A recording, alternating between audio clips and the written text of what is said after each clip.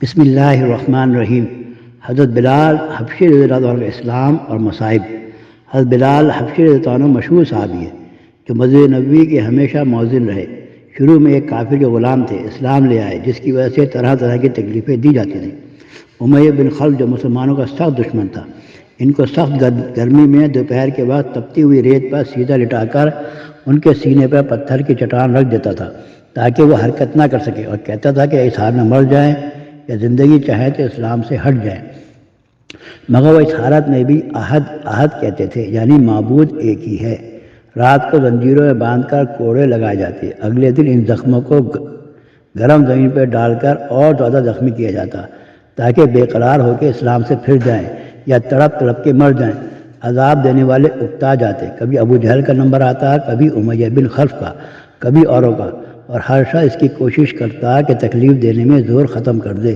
حضرت ابو صدیق رضی اللہ تعالیٰ نے اس حالت میں دیکھا تو ان کو خرید کر آزاد فرمایا۔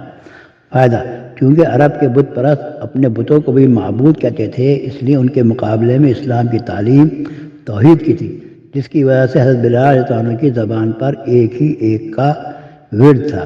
یہ تعلق اور عشق کی بات ہے۔ ہم جھوٹی محبتوں میں دیکھتے ہیں، جس سے محبت ہو جاتی ہے، اس کا نام لینے میں لطف آتا ہے، بے فائدہ اس کو رٹا جاتا ہے، تو اللہ کی محبت کا کیا کہنا جو دین اور دنیا دونوں جگہ کام آنے والی ہے۔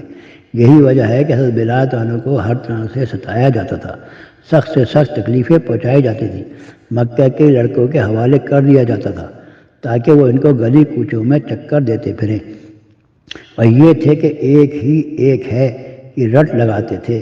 اس کا یہ صلاح ملا کہ پھر حضور صلی اللہ علیہ وسلم کے دربار میں مؤذن بنے، اور سفر و حضر میں ہمیشہ اذان کی خدمت ان کے سپرد ہوئی۔ حضور صلی اللہ علیہ وسلم کے وصال کے بعد مدینہ طیبہ میں رہنا اور حضور صلی اللہ علیہ وسلم کی جگہ کو خالی دیکھنا مشکل ہو گیا، اس لیے ارادہ کیا کہ اپنی زندگی کے دن ہیں جہاد میں گزار دوں، اس لیے جہاد میں شرکت کی نیت سے چل دیے۔ ایک عرصے تک مدینہ منورہ لوٹ کے نہیں آئے۔ ایک مرتبہ حضور صلی اللہ علیہ وسلم کی خواب میں زیارت کی۔ حضور صلی اللہ علیہ وسلم نے فرمایا، بلال یہ کیا ظلم ہے، ہمارے پاس کبھی نہیں آتے؟ تو آنکھ کھلی اور مدینہ طیبہ حاضر ہوئے۔ حضرت حسن و حسین رضی اللہ عنہما نے اذان کی فرمائش کی۔ لاڈلوں کی درخواست ایسی نہیں تھی کہ انکار کی گنجائش ہوتی۔ اذان کہنا شروع کی، اور مدینہ میں حضور صلی اللہ علیہ وسلم کے زمانے کی اذان کانوں میں پڑھ کے کوہرام مچ گیا۔ عورتیں تک روتی ہوئی گھر سے نکل پڑیں۔ چند روز قیام کے بعد واپس ہوئے اور سن 20 ہجری کے قریب دمشق میں وصال ہوا۔